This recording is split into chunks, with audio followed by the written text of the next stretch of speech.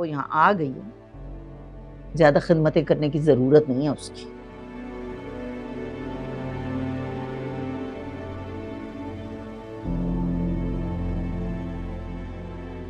पहले भी तुम ही ने उसकी आदतें बिगाड़ रखी थी।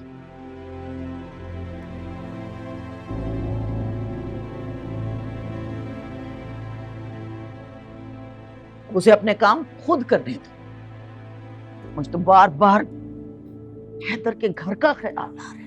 कैसे पौने पौने बेच दिया है उसने घर, और हाथ भी कुछ नहीं आया।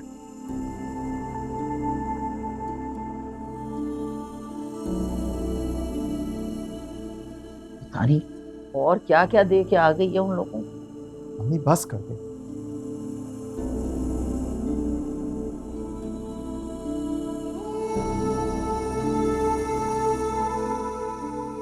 इस वक्त जरूरी है ये बातें करना?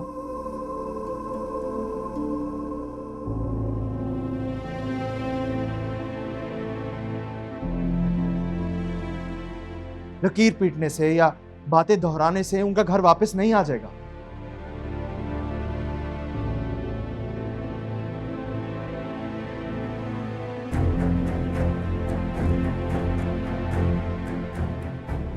इन बातों का कोई फायदा नहीं। बेटा जी, कहना बहुत आसान होता है कि जो होना था हो गया।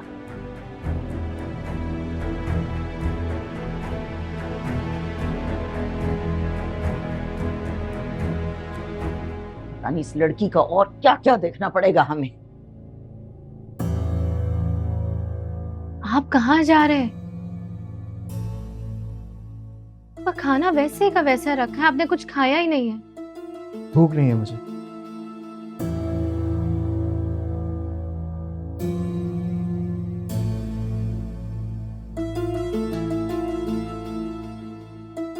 बहुत थक गया हूं, मैं सोने जा रहा हूँ, मुझे डिस्टर्ब मत करना।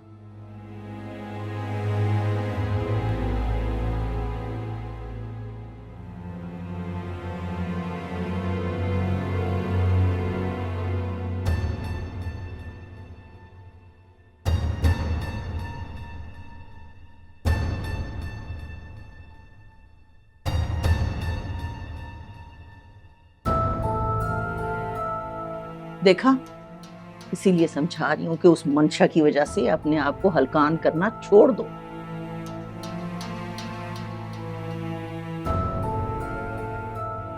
अपने मियां की तरफ ध्यान दो, इसकी खिदमत करो। उसके सर में दर्द हो रहा है, जाओ उसका सर दबाओ, चाय बना के लेके जाओ उसके लिए।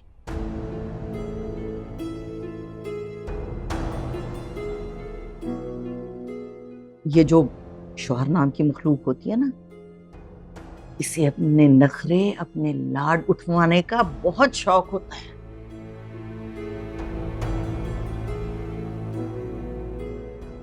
और मुझे पता है तुम्हें ये काम मुश्किल लगता है।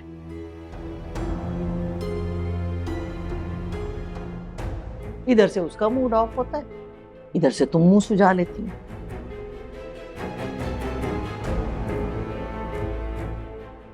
लेकिन जिंदगी का निजाम इस तरह नहीं चलता। मैं तो हमेशा कोशिश करती हूँ आगे बढ़ के सुलह करने की।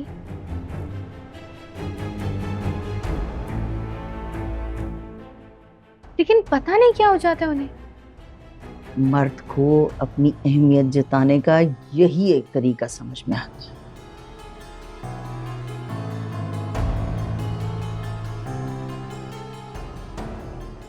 इसीलिए तो औरत को साबिर और समझदार कहा जाता है।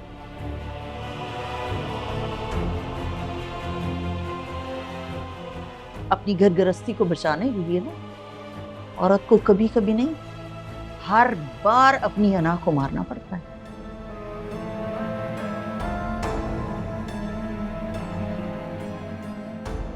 और रिश्तों की कड़वाहट के लिए अगर हर बार भी अना को मारना पड़ जाए ना, घाटे का सौदा नहीं है।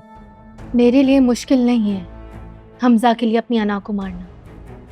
तो फिर आगे बढ़ के मना लिया करो ना उसे।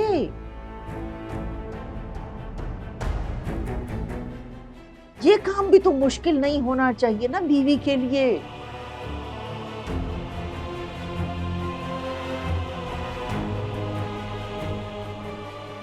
मुझे तो बस इतना पता है कि तुम दोनों की खामोशी की वजह से ना मेरे घर की रौनक खत्म हो गई है। मैं हमेशा कोशिश करती हूँ कि उनको कोई शिकायत ना हो मुझसे। चलो अगर शिकायत हो गई है तो उसका पता करो ना, फिक्र करो उसकी बेटा, इससे पहले कि इस खामोशी का फायदा कोई और उठा ले।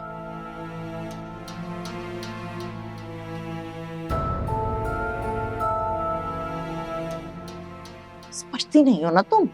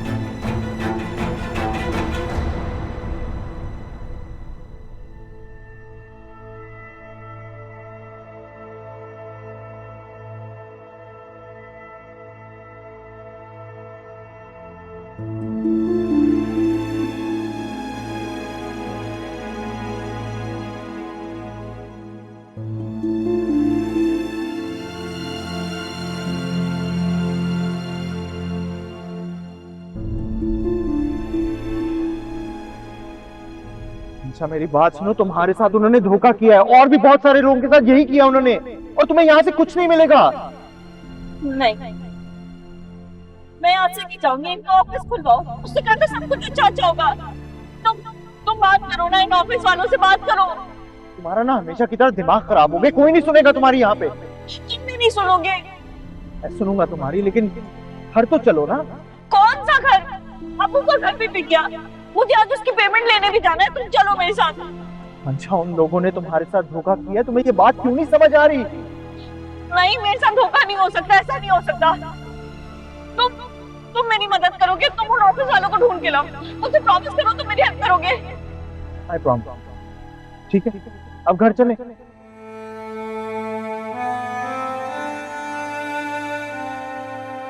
ये कहां से आ गई? ये तो कहीं बाहर जा रही थी ना। किया क्या इसने? रोए क्यों जा रही है? अरे इसके रोने से घबराहट हो रही है मुझे। हुआ क्या है इसे? पुप्पो, पुप्पो आप मुझे माफ कर दे। पुप्पो मुझे माफ कर दे। अरे भाई, आपका दिल बहुत दुखा है पुप्पो। मेरी जिंदगी में सारे काम उल्टे होते जा रहे हैं। मैंने आपका दिल बहुत दुखाया, आपका, हमजा का, सारा काम, अम्मी अब्बू का। मुझे माफ कर दे, मैं यहाँ से नहीं जाऊंगी। बस कर दो। क्यों रो रो के हलकान हुए जा रही हो भाई? सच्ची बात तो ये है भैया कि तुमने इतने धोखे दिए हैं ना अपने आप को भी और हमें भी, कि मुझे तो अब भी यकीन नहीं आ रहा है कि तुम्हारा ये रोना धोना सच है कि झूठ है। सच सच बताओ मंशा, ये क्या नया फतूर चल रहा है तुम्हारे दिमाग में?